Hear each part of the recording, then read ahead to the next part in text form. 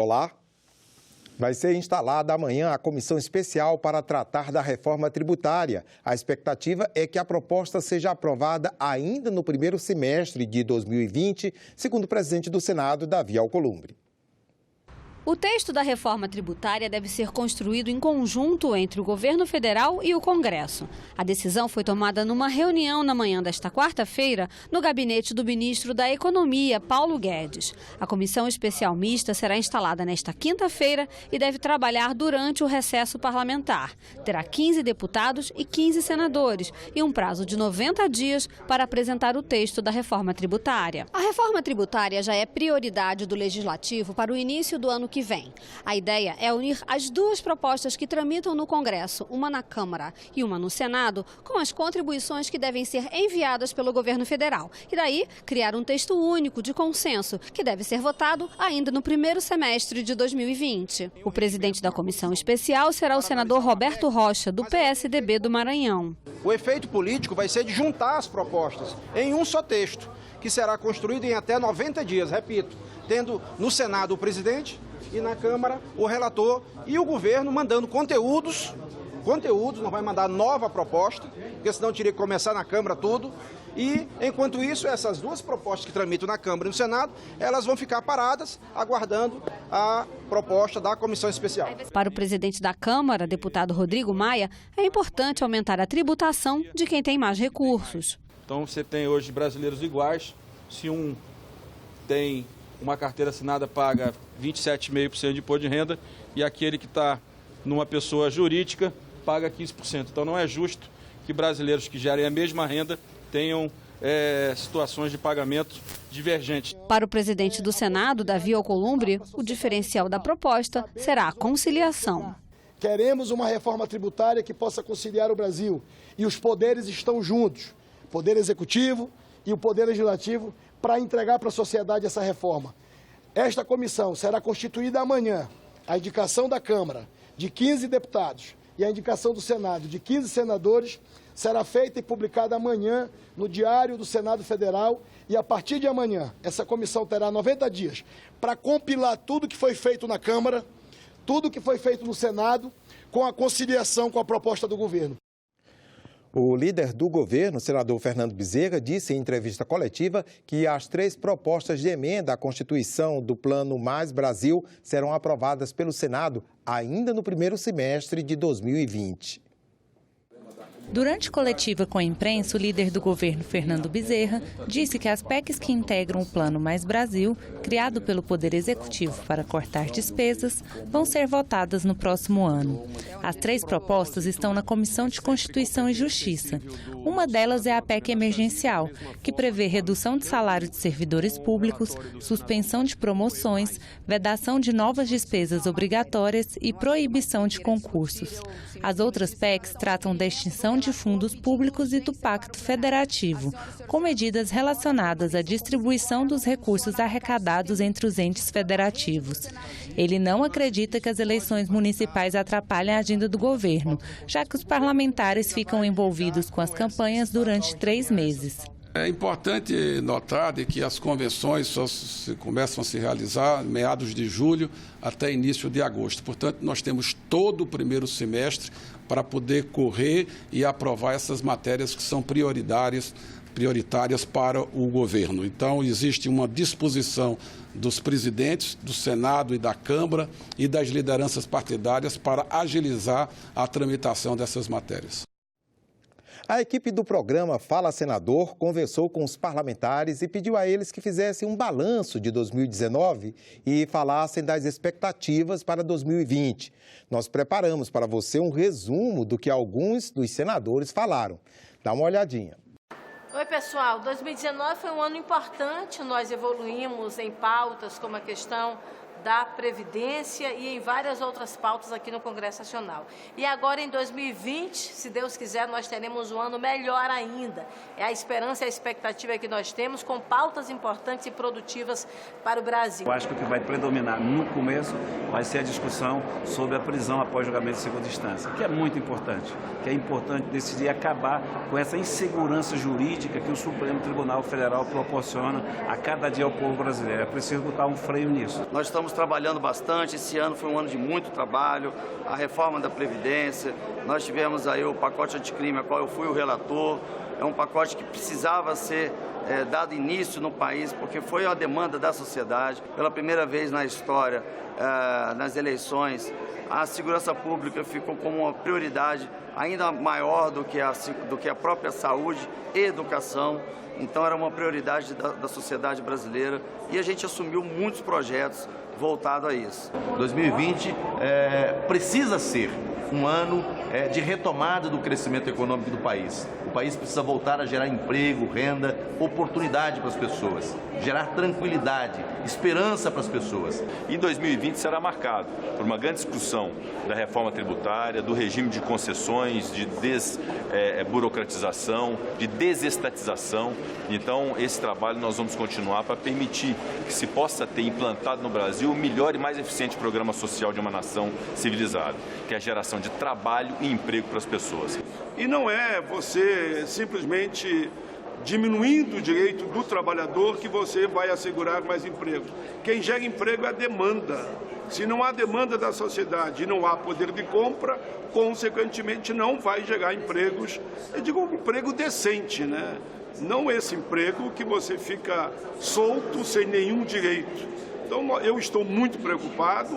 A reforma da Previdência dá uma perspectiva de que o Brasil é viável a médio e longo prazo, não vai ficar insolvente. E todos os processos de destravamento burocrático em todas as áreas fizeram com que a economia já começasse a dar sinais de crescimento.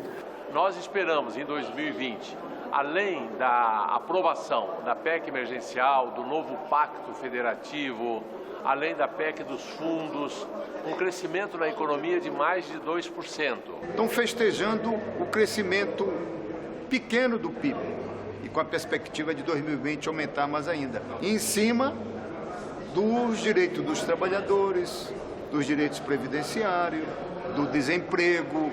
Essa perspectiva que está sendo anunciada para o nosso desenvolvimento e a nossa economia não serve para os interesses da maioria do povo brasileiro. As falas completas dos senadores com esse balanço do ano que está acabando e as expectativas para 2020 são exibidas ao longo dos intervalos da programação da TV Senado.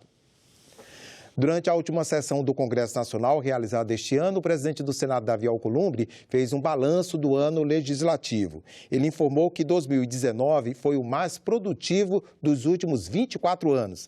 Davi também falou sobre o avanço das pautas do Pacto Federativo e sobre a aprovação da reforma da Previdência. Independência do Legislativo. Este renovado parlamento arregaçou as mangas e se pôs a atender às demandas do povo brasileiro. Essas discussões são complexas, difíceis e muitas vezes mal compreendidas pela mídia e pela população em geral. São discussões que não cabem nos 140 ou nos 280 caracteres de um tweet. Produtividade do Senado. Tivemos o primeiro ano de legislatura mais produtivo desde 1995, ou seja, tivemos o ano inaugural mais produtivo das últimas 6 legislaturas, ou dos últimos 24 anos. O plenário do Senado Federal deliberou, até o começo deste mês de dezembro, 331 matérias. Isto representa um aumento de 30% na média histórica. Reforma da Previdência. Para além dos benefícios que garantirá para as gerações futuras, a aprovação das novas regras previdenciárias tem sim um profundo valor simbólico. Representa a um só tempo a prova da capacidade técnica, do nível de responsabilidade e do poder de articulação das senhoras e dos senhores congressistas. Pacto Federativo. O Congresso Nacional está decididamente comprometido com o fortalecimento dos municípios e dos estados, no espírito da refundação do novo Pacto Federativo. Tomamos mais uma importante medida no sentido de fortalecer os entes subnacionais. De agora em diante, os repasses das emendas parlamentares individuais serão realizados diretamente sem a intervenção do Executivo Federal, tornando mais ágil a liberação de recursos que são tão necessários, tão escassos e tão essenciais para as administrações locais. O caminho à nossa frente é bastante longo, mas o que vemos percorrendo no retrovisor é animador. Sigamos juntos, sigamos todos alertas, sigamos determinados, mas, sobretudo, sigamos em frente. Muito obrigado. Ao sair da sessão do Congresso, Davi Alcolumbre comentou ainda sobre a tramitação de iniciativas que prevêem prisão após condenação em segunda instância. Nós fizemos um acordo, conversamos com vários senadores, temos um documento assinado por 52 senadores, que estão restabelecendo o acordo que foi constituído na residência oficial com o presidente Rodrigo, com todos os líderes da Câmara, com todos os líderes do Senado, onde por ampla maioria se entendeu que a gente precisava fazer e dar uma resposta à questão da condenação e prisão em segunda instância, mas precisava assegurar os direitos dos brasileiros. E eu defendo isso, continuarei defendendo, que o melhor caminho é a proposta de emenda constitucional. Portanto, o acordo estabelecido, para mim, está valendo. Nós vamos aguardar o calendário que o presidente Rodrigo Maia e os líderes estabeleceram. A expectativa do momento é que o pacote anticrime seja sancionado pelo presidente e que os possíveis vetos sejam analisados por deputados e senadores. Além da normalidade das instituições democráticas, um balanço da relação entre os poderes do ano de 2019 reflete o equilíbrio de forças e o maior protagonismo do Congresso. Articulação. Isso é o que se esperava de um presidente sem maioria no Legislativo que se dizia disposto a mudar os métodos tradicionais de negociação. Mudou-se a cultura de aprovação de projetos do toma lá da cá. Isso realmente acabou, né? Pode ter um caso ou outro, mas não do toma lá da cá. As dificuldades logo surgiram. Das duas agendas principais apresentadas no início do ano legislativo, reforma da Previdência e na segurança pública o pacote anticrime, uma teve que ceder a vez. É verdade que ambas foram aprovadas quase no apagar das luzes, mas mesmo assim, alteradas pelos congressistas, ficaram bem diferentes do original. Quem ganhou? Quem perdeu? 70% do pacote anticrime foi aprovado e nós vamos, se Deus quiser, será efetivado já para o ano de 2020 no Brasil, que ele é mais que necessário. O governo tem uma maioria nessa casa que, pelas declarações bombásticas, pelas apresentações de medidas provisórias, não teria. Em 2019, os vetos presidenciais derrubados e as medidas provisórias tornadas sem efeito alcançaram números inéditos. Bolsonaro ensaiou indicar seu filho Eduardo embaixador do Brasil nos Estados Unidos. Diante da reação contrária, recuou. Mas será que, no geral, é possível dizer que o governo saiu derrotado? Recesso à vista, novos capítulos em 2020. E salve a democracia. O poder legislativo, ele é o grande responsável pela elaboração das leis, pelo processo legislativo. Portanto, nós temos forma de intervenção, de atuação do Poder Executivo no processo, mas, digamos, a última palavra, a decisão final, sempre caberá ao Legislativo na medida em que essa é a função principal do Legislativo. O plenário do Congresso Nacional aprovou ontem a lei orçamentária para 2020. Pelo texto, o novo salário mínimo será de R$ 1.031 e a inflação não deve chegar a 4%.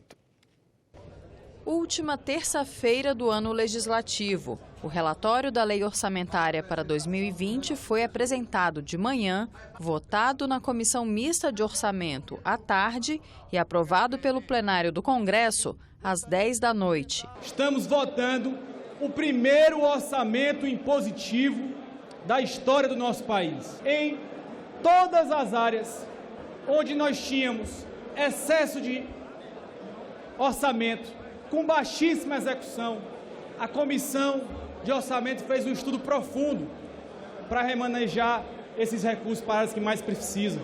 Um dos pontos mais polêmicos do texto foi a definição de quanto será destinado para o financiamento das eleições municipais do ano que vem. O relator chegou a subir o valor para 3 bilhões e 800 milhões de reais, mas a repercussão foi negativa. O Partido Novo ainda tentou reduzir o montante a cerca de 700 milhões, mas o Congresso acabou aprovando o proposto pelo Executivo, 2 bilhões de reais.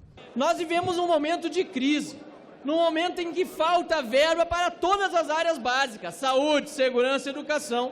E estamos falando aqui em encaminhar 2 bilhões de reais para campanhas eleitorais.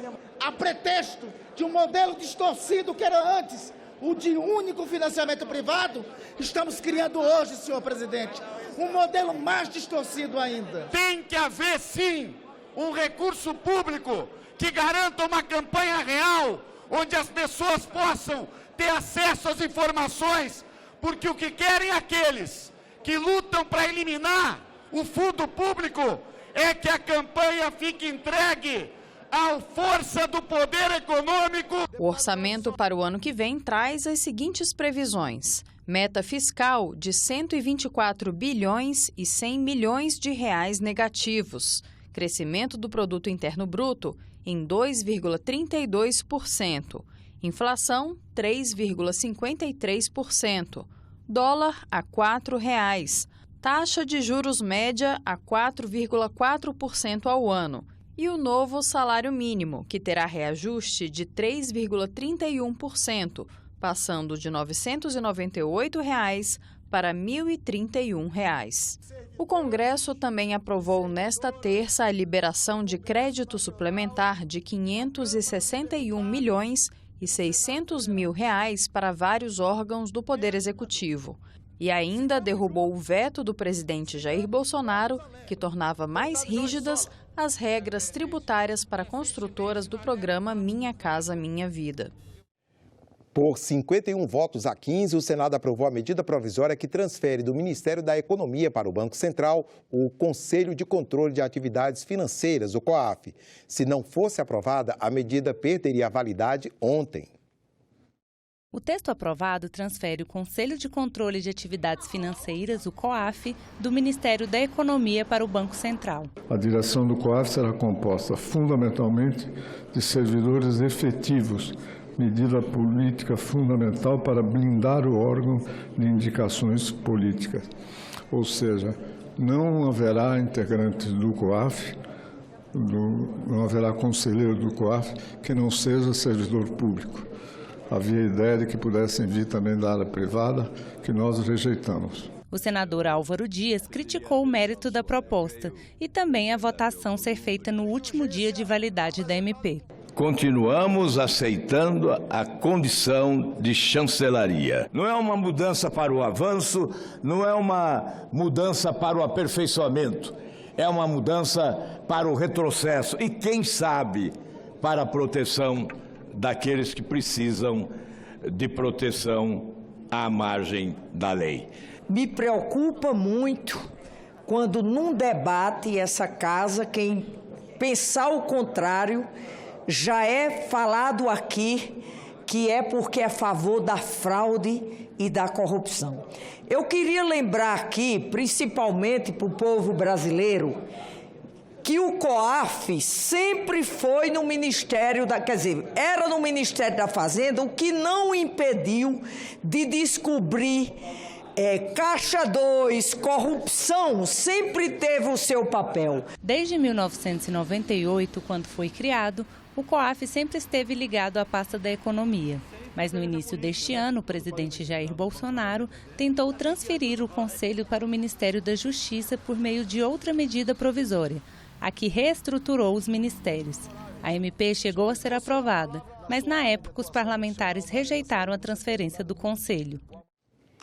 A Comissão de Educação aprovou o relatório de avaliação do Fundeb, que recomenda a transformação do fundo em permanente. Pelas regras atuais, o Fundeb acaba em 31 de dezembro de 2020.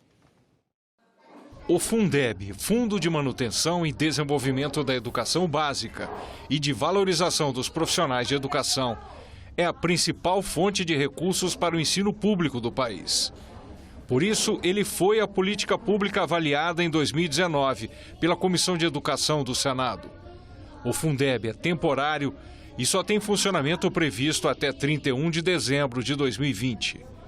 No relatório apresentado nesta terça-feira, o senador Flávio Arnes defende a transformação do fundo em fonte permanente.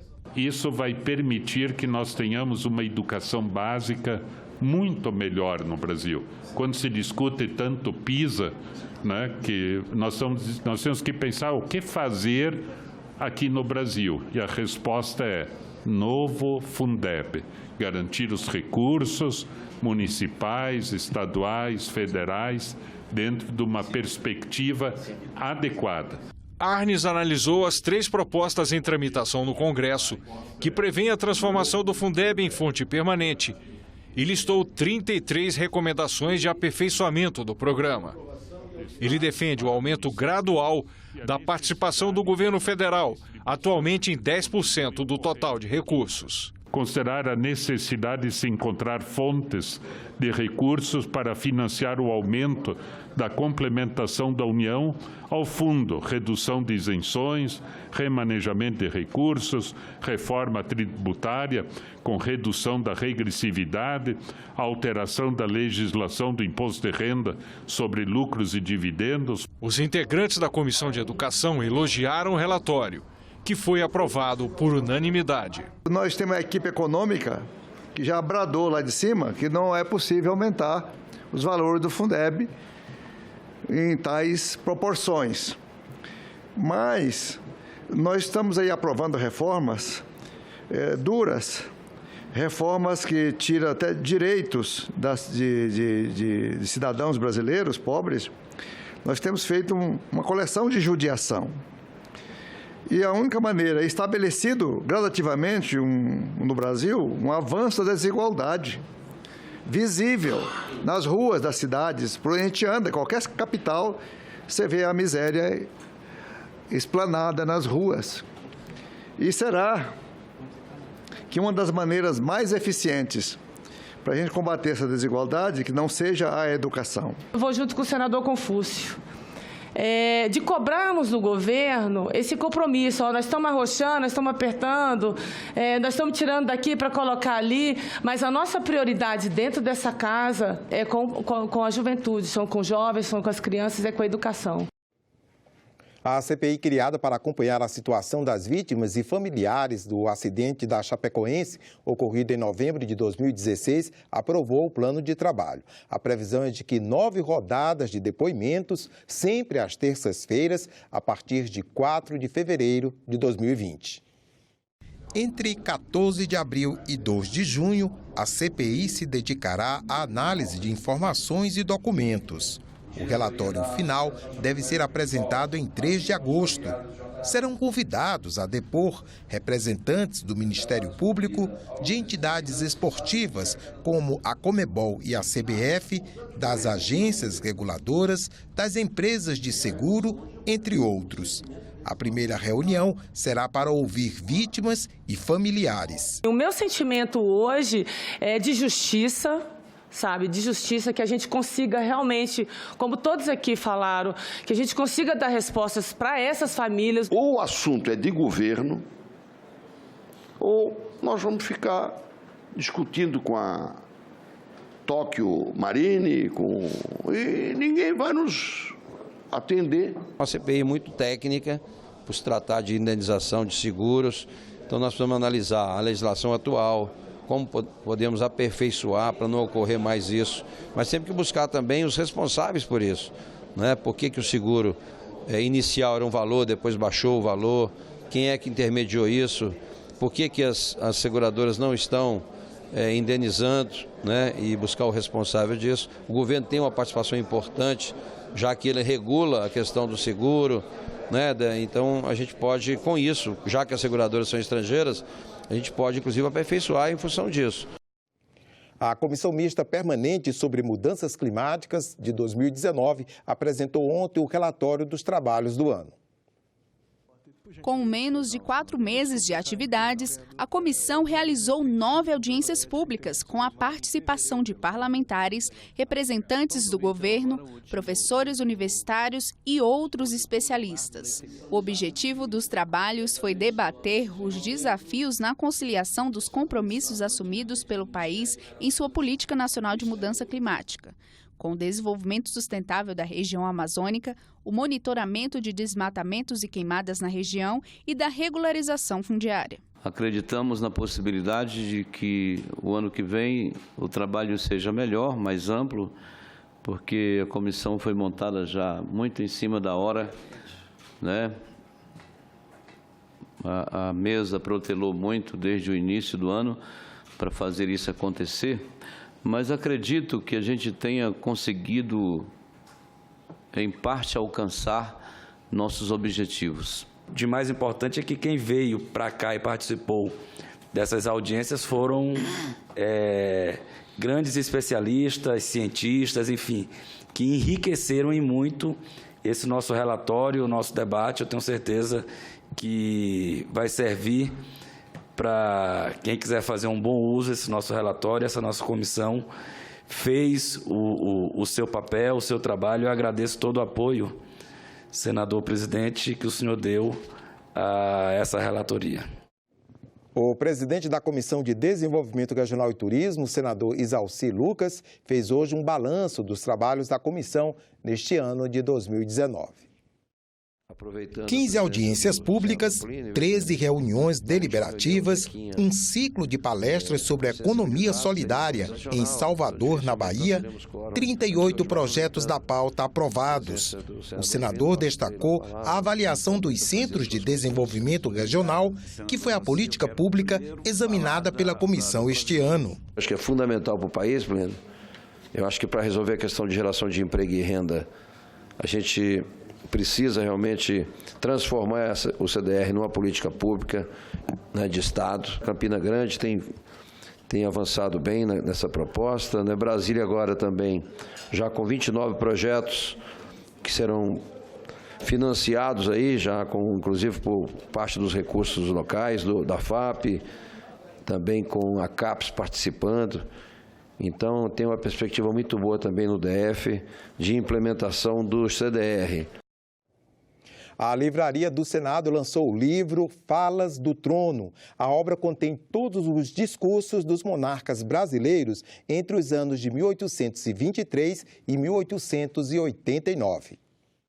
O livro marca o início das comemorações do bicentenário da independência do Brasil. A obra foi produzida a partir dos originais dos discursos dos imperadores e regentes do Brasil na abertura e encerramento dos trabalhos da Assembleia Geral Legislativa, que são preservados pelo Arquivo do Senado. As falas de Dom Pedro I, dos regentes, de Dom Pedro II e da Princesa Isabel permitem conhecer e refletir sobre os projetos de um Brasil recém-liberto e os avanços dos pensamentos republicanos. Tem a precisão das falas dos imperadores naquele momento, mais do que a precisão das falas dos imperadores. Tem a repercussão que aquilo teve na vida nacional. É um documento que eu considero indispensável para aqueles que apreciam a história do Brasil e, em especial, para os pesquisadores da nossa história. O livro já está disponível para compra na Livraria do Senado ou através do site livraria.senado.leg.br. E nós ficamos por aqui. Você pode rever as reportagens desta edição na nossa página na internet, senado.leg.br/tv. Obrigado pela companhia e até a próxima.